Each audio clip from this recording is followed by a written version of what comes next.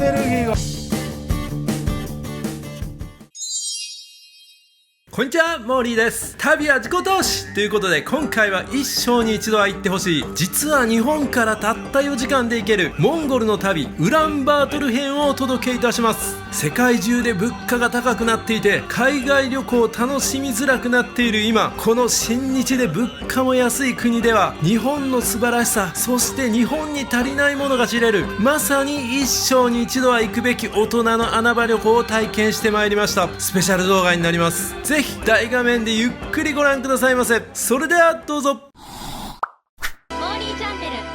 モンゴルはアジアの中央に位置する内陸国、ロシアと中国に挟まれ、広大な大地が広がり、海に接していない国の中で世界最大の国土面積を持っています。それでいて豊かな川や湖、山岳地帯、砂漠が広がる多様な自然環境を誇り、人口は約330万人と非常に少なく、世界で最も人口密度が低い国、首都ウランバートルの人口は約150万人で、国全体の人口のほぼ半数がこの都市に集中しています。モンゴルはかつて13世紀にチンギス・ハーンが築いたモンゴル帝国で知られています。この帝国はユーラシア大陸にまたがる巨大な帝国で、東アジアからヨーロッパまでを支配、世界史上最も広大な領土を持つ国家の一つでした。その後帝国は崩壊し、19世紀には中国の清朝の支配を受けましたが、1911年に独立を宣言し、1921年にはモンゴル人民共和国が成立、1992年には民主化が進み、現在のモンゴル国となりました。ウランバートルはモンゴルの北部に位置し、標高約1350メートルの高地にあります。急速に発展しており、現代的なビルと遊牧民のゲルが共存する不思議な光景が広がります。また世界で最も寒い首都の一つで、冬は非常に厳しい寒さが続きますが、夏は短く比較的穏やかな気候、ガンダン寺院やスフバートル広場、モンゴル国立博物館など歴史的文化的な名所が多くあります。また近代的なショッピングモールやレストランも増えており、都市の発展が進んでいます。モンゴルと日本は長年にわたり友好関係を築いてきました。日本はモンゴルに対して経済支援や教育支援を行っており、両国間の文化交流も盛んです。また日本では大相撲で活躍するモンゴル出身の力士が多く、スポーツ分野でも深い関わりがあります。モンゴルへのアクセスは日本からも直行便が出ており、関西国際空港からはなんと4時間の近さです。それではモンゴルウランバートルの旅を一緒に始めましょう。私はモーリー、旅は自己投資よろしくね。ということでね、こんにちは、モーリーです。旅は自己投資ということですね。今回はね、モンゴルに行きたいと思っております。なんと関空から直行便で4時間で行けると。この7月8月がベストシーズンということで、今7月31日とベストシーズンに行くことにしました。ただ飛行機の値段自体はそんなに安くなくてですね、エコノミーでも10万ぐらいして、ビジネスが16万ぐらいだったんで、奮発してビジネスクラス取りました。3つの動画に分けてお届けしたいと思います。楽しみにしていてください。それでは行ってみます。めっちゃ喉乾いてたね。いただきます。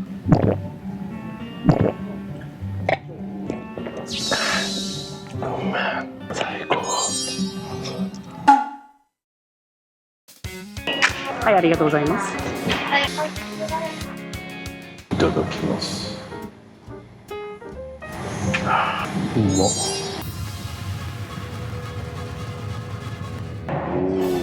寿司まである、うまそう。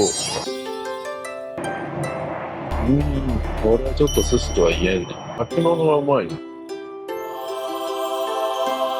モンゴリアンナチュラルパインナッツ。今ちょうど韓国の上、北朝鮮に差し掛かろうというところですね。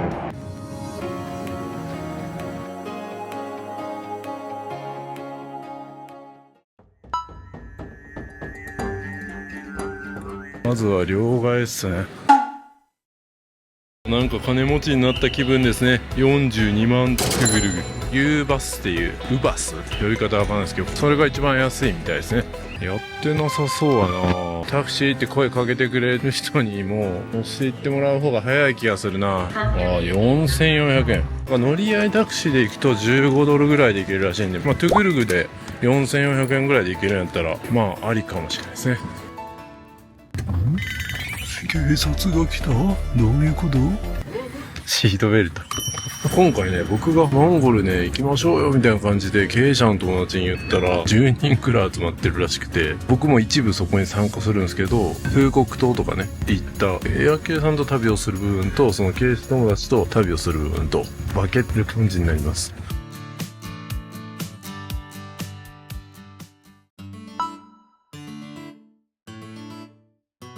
ここですね、着きました。Thank you. Bye. おー、綺麗。おう。ここの宿なんですけど、エアケイさんの2人で6690円で、これちゃんと個室になってて、ドミトリーみたいな感じで、いや全然綺麗じゃないですか。眺めもいいし、トイレとか綺麗やしね、電源もあるしな。インターネットも早いですね。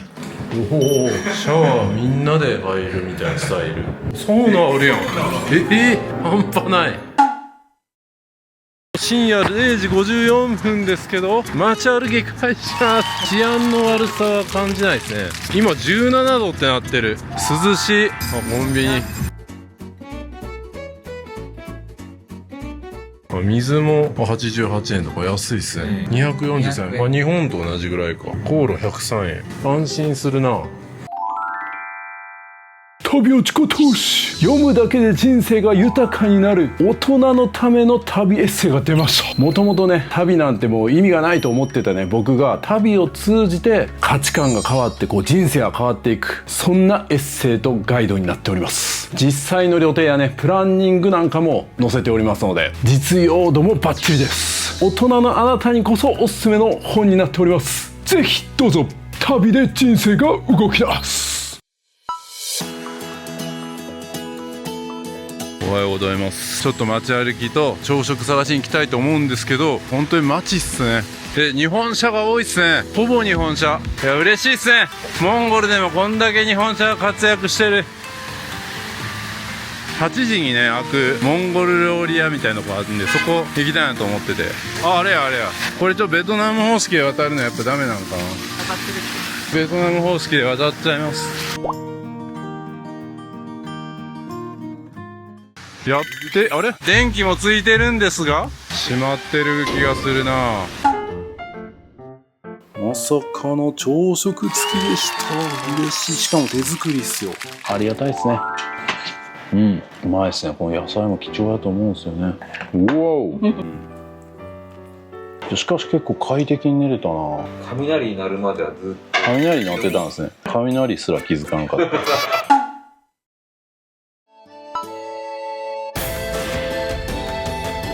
この後はモンゴルテルレジに行ってまいりました。こちらでは美しすぎる大草原、馬との大冒険、ラグジュアリーなゲルと、まさに一生に一度は行くべき大人の穴場旅行をしてまいりました。ぜひ別動画でご覧くださいませ。東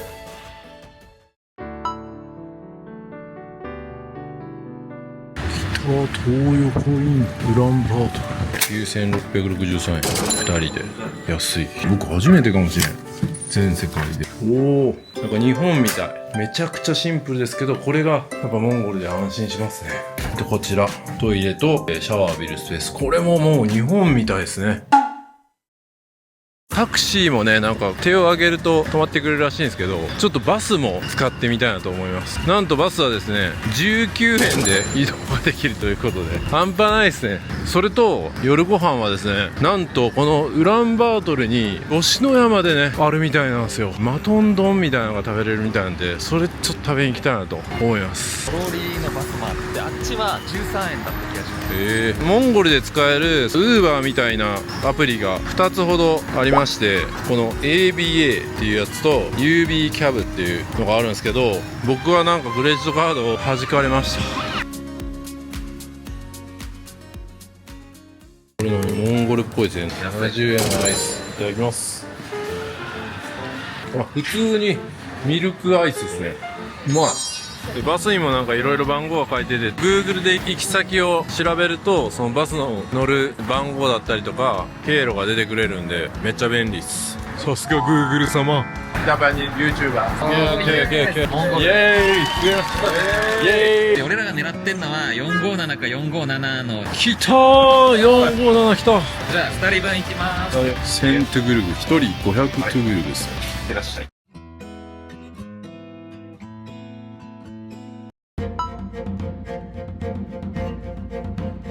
これがチンギス・ハン博物館で今日なんとスイスの大統領がここに来てたと。これは国会議事堂。おいおいおいワイルドやな。楽しそうだね。お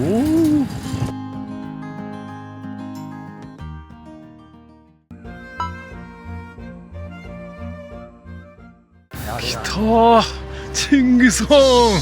チンギス・ハンの子孫が1300万人もいると言われるとんでもない男中の男。素晴らしいっすね。さっきめっちゃ暗い中撮ったのに急にライトアップしたやんけ。来たーチンギス・ハン。これはすごいな。ラスボス感あるな。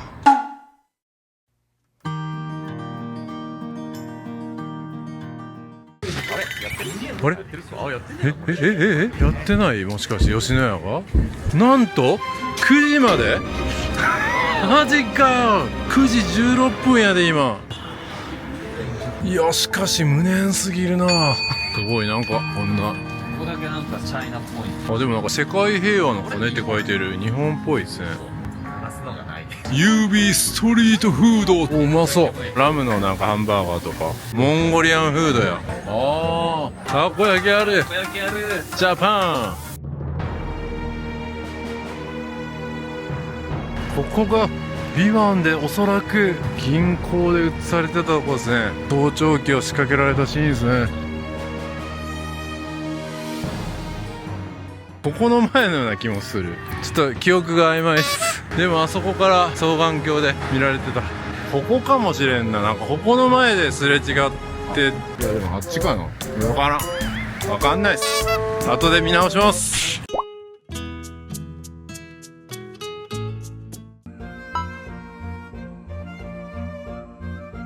モンゴル料理を現代風にして食べれるお店。Okay. Okay. This one. Okay. Thank you. Thank you. Yes.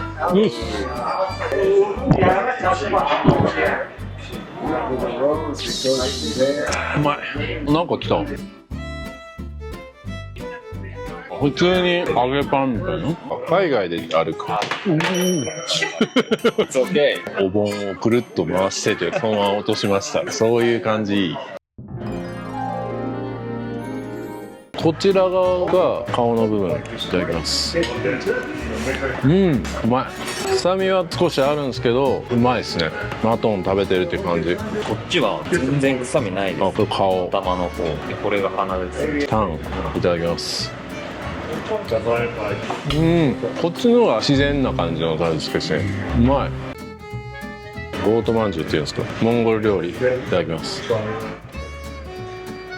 うん、大味な小籠包みたいな感じですね。肉汁がちょっと控えめで中の肉もちょっとゴロッとした感じ。普通うまいですね。だからちょっとマトンそんなに得意じゃないんやけど美味しく食べてみたいみたいな人にはいい店かもしれないですね。じゃあこのなんかついてたやつ、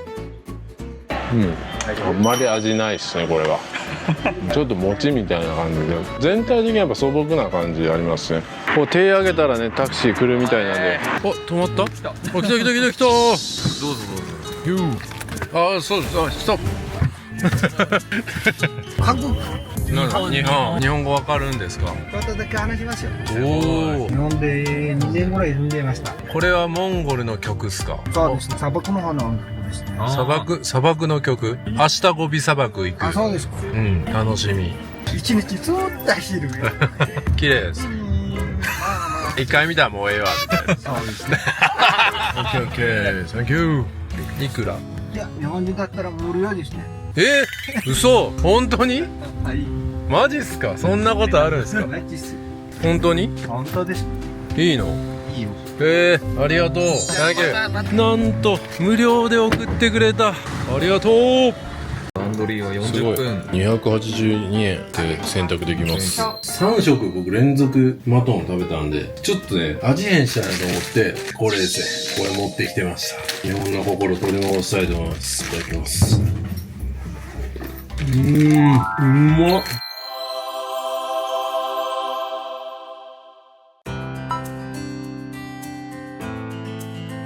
朝食ね食べようかなと思ったら終わってるやん無念すぎる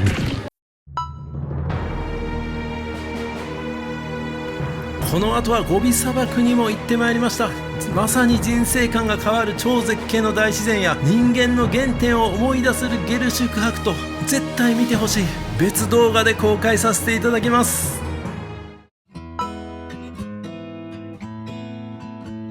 人気店羊のしゃぶしゃぶ食べたいと思いますゴビ砂漠でお世話になった旅行会社の人たちと乾杯になります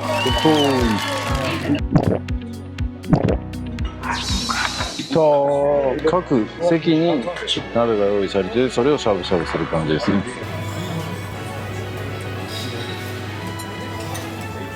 羊を入れます羊のしゃぶしゃぶこれがうまいこれは日本人も好む味ですね牛もいただきましょう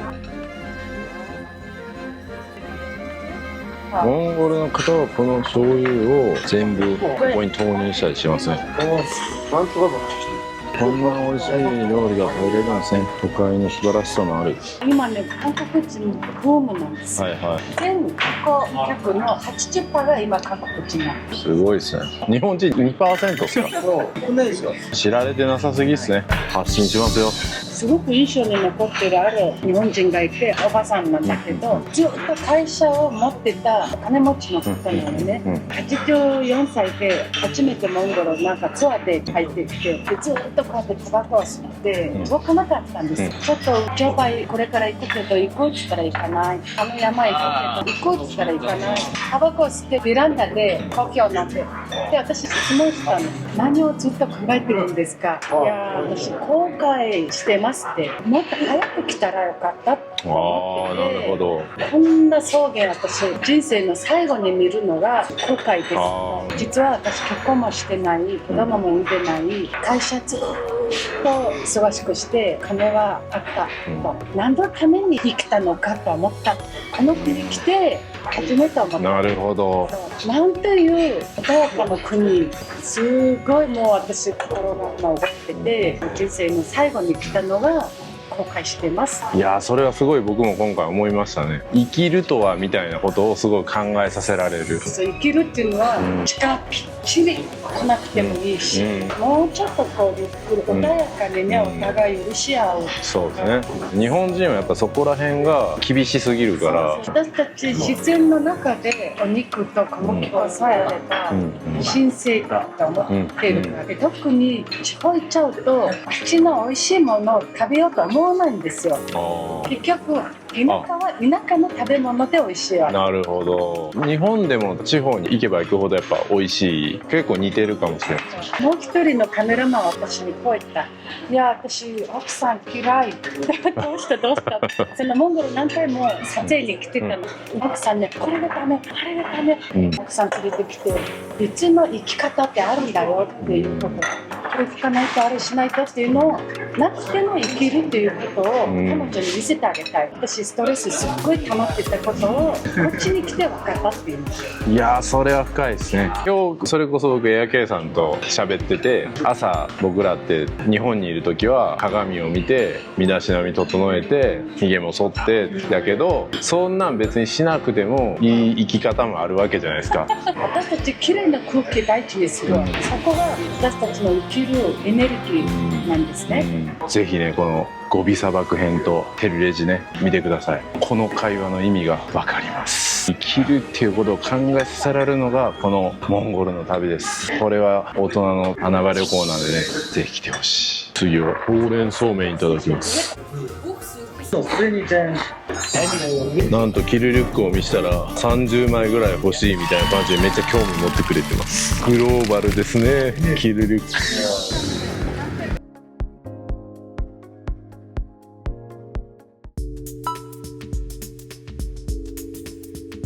すげえカラオケボックスや。ビバンに出てる人が出てるすげえ小袋知ってる。不思議な感覚やな。日本の曲でモンゴル人が盛り上がってる。モンゴル800。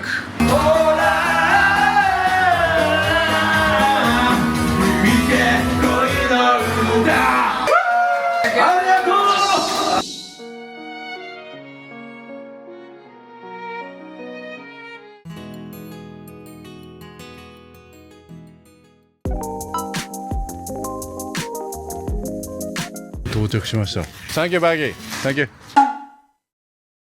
もうめっちゃ広い。こんなキッチンスペースもあったのに、ベッドがあれや。そしてこれがソファーベッドかな。デスクもあるし、電源もあるし、洗濯機もある。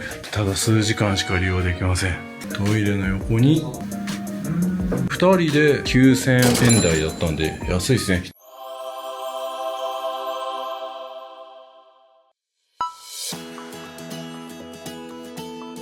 おはようございます。今日はね、サインシャンドというところに向かうんで、またテルレジ行ったメンバーと合流になります。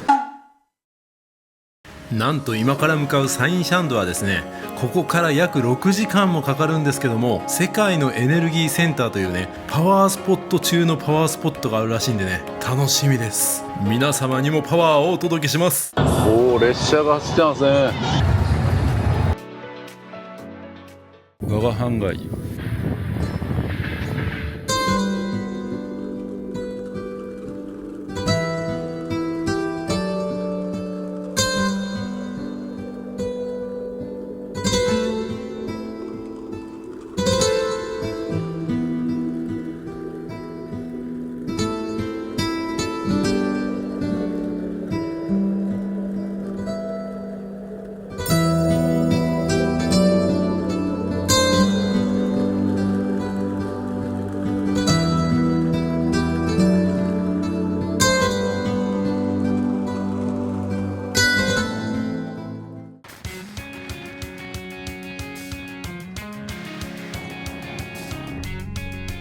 さあ、駅を見に来ました。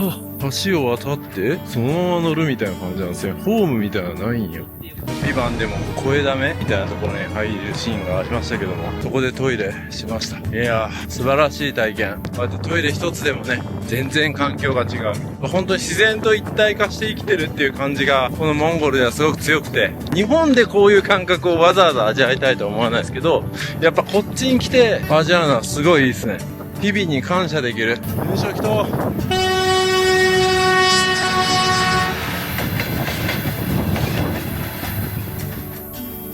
先ほどの電車でね、モスクワまで1週間かけて行くことができるそうです。1週間、めちゃくちゃ長いですよね。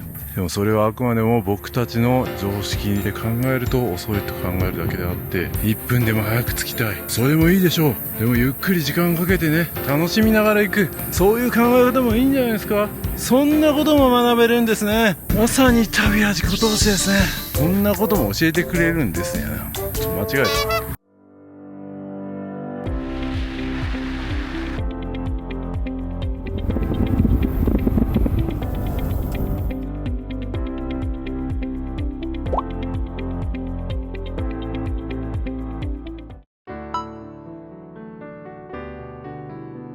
さあ、ここでご飯を食べますよ。すごいですね。じゃあ飲みたい方はどうぞ。きたー、ラムステーキ。うまっ。そしてラムネ。やばいやつ来ましたね。いただきます。うまっ。語尾のこのラムってのはうまいらしいです。臭みもね、ほとんどないし、でもなんかやっぱラムっていうのは感じられて、歯応えもあって。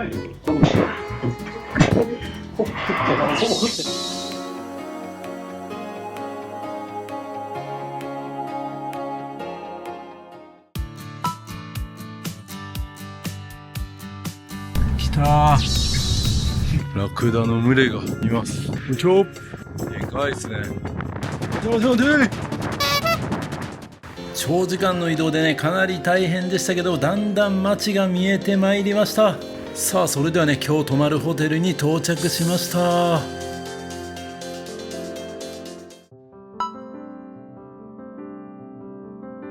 ドルンゴビホテル、東ゴビホテルっていう意味らしいです。素晴らしい。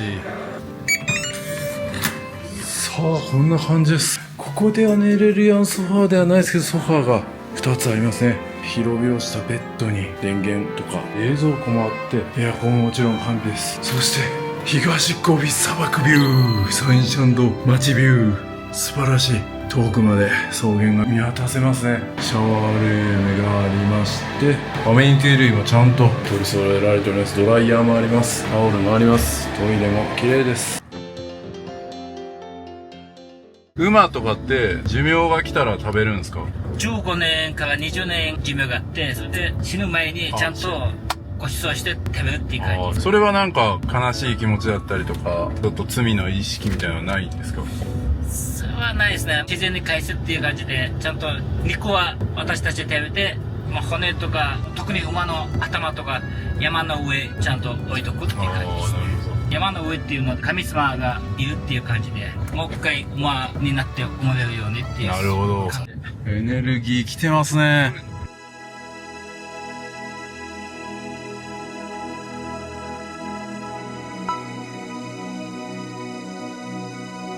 エネルギー来てるな。やばいやつだ。エネルギーの水や。なんか、こっからか。おお。ちょっとやってみたら。すごっ。僕もできるんですかね、これ。大丈夫です。小さいのと大きいので音が全然違う。パワー感じますね。森さん、やってみます？全然ダメ。持ち方がダメ。仕方がダメ。ちゃんとレクチャーしてもらいますね。来た。手に伝わる。エネルギーが。来るぞ、これ。なんか来るでしょ。これ買います。これ買います。買いますか？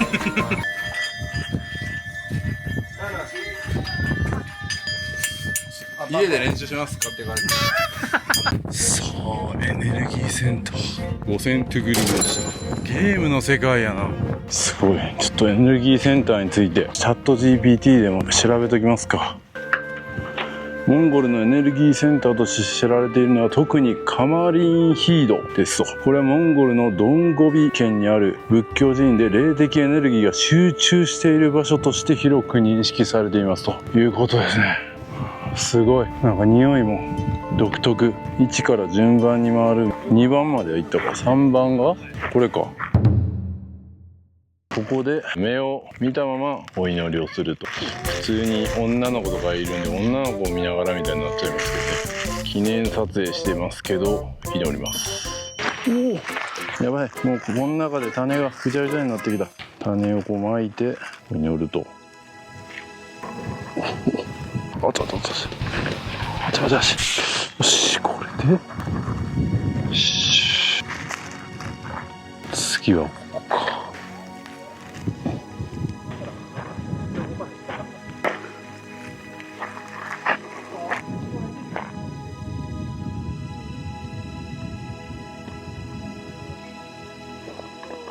ここに水を入れるそうです。こんな感じかな。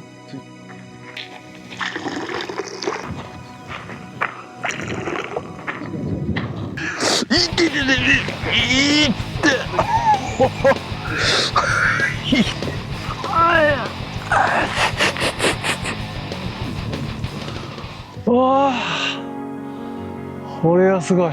エネルギーがどんどん満たされていってる。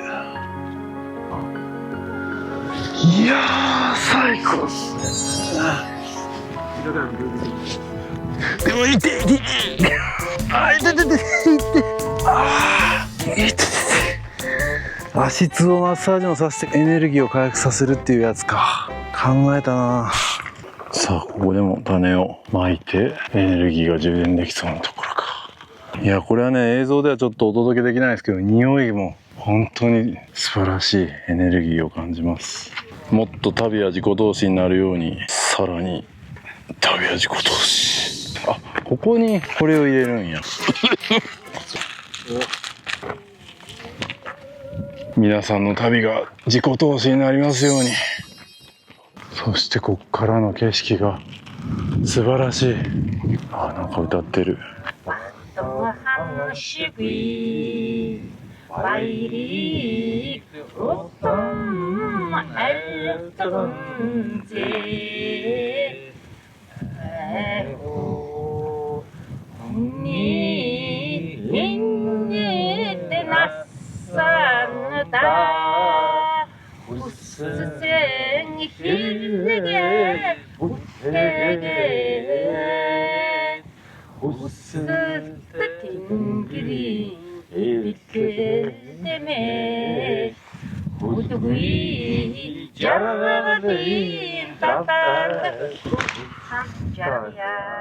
やばいやばい、野犬来た。怖い怖い怖い。めっちゃ尻尾打ってるけど。ガラさんが手足が震えてるみたいな。僕は手足震えてっていうかもうこの足裏が痛すぎて震えてますね。見えるレベルのその広これは最高。なんか空見上げて大の字になって寝たことって最近じゃちょっとないと思う。こういうとこにあえて来ないとできないですからね。まあでも8時間かけてっていうのはありますね。身も蓋もない30分以上寝たら、体がおかしくなるから。マジですか。30分寝たらエネルギーもらいすぎるって感じですか。僕も YouTube の再生に一喜一憂している間はこのエネルギーに気づけないかもしれないな。まあでもこういう話をしてるのがいいっすね。青春っすね。そういう意味でエネルギーチャージしてくれてるのかもしれないですね。確かに。世界エネルギーセンターというだけあって世界を感じましたね。6時間以上かけてきてよかった。そう思いたい場所ですね。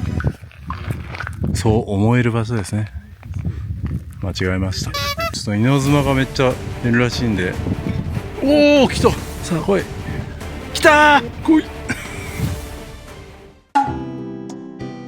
そのくらいいいっすね。おいもうさいっぱいやんけ。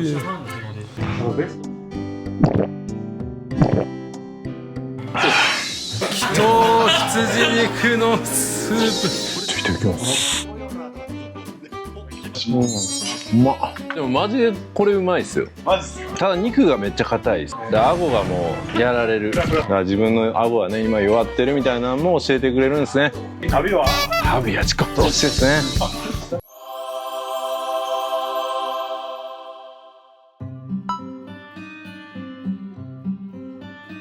おはようございます。今日最終日になりまして、このまま空港の方に向かいたいと思いますが、その途中でね、朝日だったりとか、星空がもし見えたら星空撮影なんかもしたいなと。朝日が見えてきて完全なる星空撮影はできないんですけども、この景色を映しておきたいと思います。寿司パクさんっていうねカメラマンに撮影してもらいました。で寿司パクさんが運営するパクタソっていうねフリー素材サイトに僕がフリー素材として出る予定です。ぜひ皆様チェックしてみてください。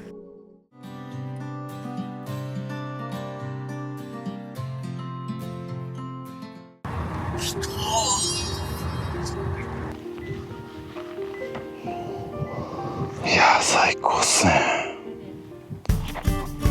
旅は自己投資。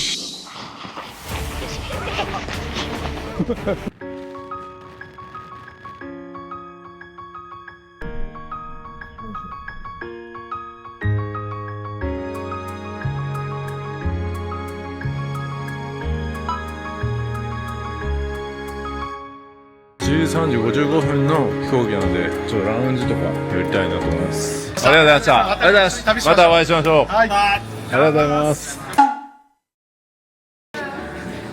良さげな席でご飯でも食べますかね。なんとビールも入れることができるじゃないですか。それでも泡ばっかり入るけどな。ラウンジ最高ですね。これがタダで食べれるんですか。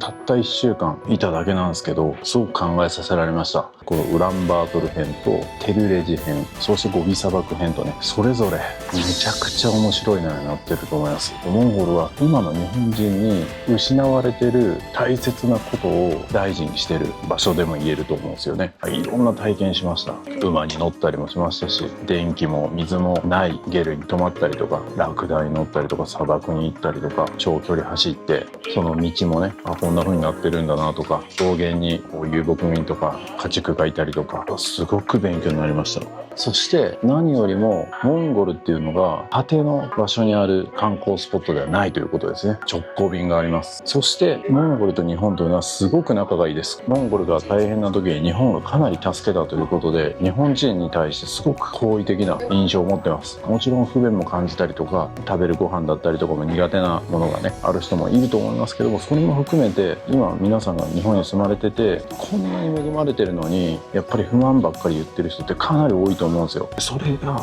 モンゴルに行くと恵まれてるということをね知るきっかけになると思います。あとね、こう時間のことに関しても日本人はやっぱこう時間にきっちりしないといけないって思い込んでるじゃないですか。電車も1分でも遅れたら嫌だし、仕事もやっぱり1日も遅れたらあかんと、それもいいとこなんですけど、それをやりすぎてるんじゃないかなみたいなところも考えさせられましたね。モンゴルの方々はその辺は重きを置いてないみたいな、だからそこの感覚がすごい勉強になりました。それでも世の中成り立ってるし、そういう生き方っていうのもあるんだなっていうのを知りました。めっちゃきっちりしようとしてるのがストレスになってやっぱ鬱になっちゃったりとかする人もいるわけじゃないですか。だからモンゴルの人たちの生き方を学んで取り入れられるとこは取り入れてもいいんじゃないかなみたいなことを考えさせられましたね。そんなね、まさに旅や自己同士な内容なんでね、見ていただければと思います。そしてもう一つ、今回経営者の方と一部一緒に旅をしましたけども、仲良くなるために会食したりとかゴルフしたりとかあると思うんですけど、僕はそんなことをするよりも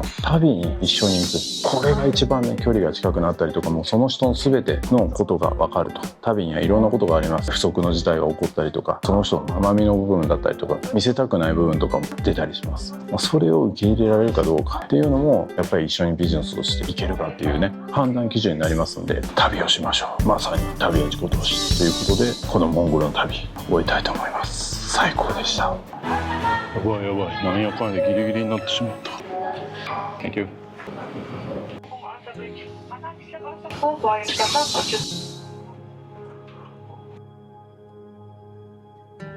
Every day we are making up something new. I don't need a thing now. はい、ついにですね、モーリーチャンネルの新しいコミュニティができました。ディスコードというアプリを使うことになるので、こちらの QR コードからぜひどうぞ完全無料で参加できて、メンバーの方しか見れない内緒話コーナーもあります。ぜひどうぞインスタグラムや X、スレッズもフォローお願いします。皆さん旅行行くのにキルリュック使ってますか？これ今僕着てるんですけど、見てください。これパッと見そんななんか物入ってるように見えないですけど、実はめっちゃ物入ってます。財布はここに入ってますし、名刺、パスポート、イヤホンも必要ですね。急にスイッチやりたくなったらニンテンドースイッチあります。で対戦したいなって言ったらもう1本入ってます。それ入れても薄いんです。そして鍵ね、車の鍵つけたりとか財布だったりとかも入れることができます。財布何個入れんねんって話ですけどね。そして外側にももちろんポケットが2つついておりまして、除菌シートだったりとかも入れれますし、なんと後ろにですねペットボトルもですねこう入れることができるんですよ。これだけでもめっちゃ入れるなんて思うけど、なんとこの後ろにですねパソコンまでね、これだけ物が入ったらもう旅行先でご飯食べに出かけよう、でもスイッチやりたいかもしれんし、仕事ももしかしたら入るかもしれん、喉も渇くかもしれんみたいな、そんな心配性なあなたでも全部入れていきます。リュックとか背負ったらやっぱスリにあったり怖いじゃないですか。キルリュック旅行する人には絶対必須です。旅は自己投資。キルリュックベストの新作キルリュック2も出ました。ここにはポケット追加されまして、さらにサイドファスナーだったりとか隠しポケットも追加になってめちゃくちゃパワーアップしてます。肩幅も細くなって女性の方でも着やすくなってます。ブラックとネイビーどちらが好きな方をどうぞ。旅は自己投資。はい、皆様大変お待たせいたしました。リクエストの多かった夏用のキルリュックが誕生しました。その名もキルリュックエアーということでね、めちゃめちゃ軽くて薄いのに収納力抜群です。なんと透明の入れ物もつきまして、ホテルのカードだったりとか航空券だったりとか見せたいもの、どこに置いたかわからなくなるもの、ここに入れとくことができます。しかもですね、キルリュックベスト2重ね着できたりとか、その上にさらにキルリュック LS を重ね着することで収納力が2倍3倍に増えていきます。全部揃えてどうぞ。まさに旅近投資。最新の動画は長編になりますが、ぜひメインチャンネルもよろしくお願いします。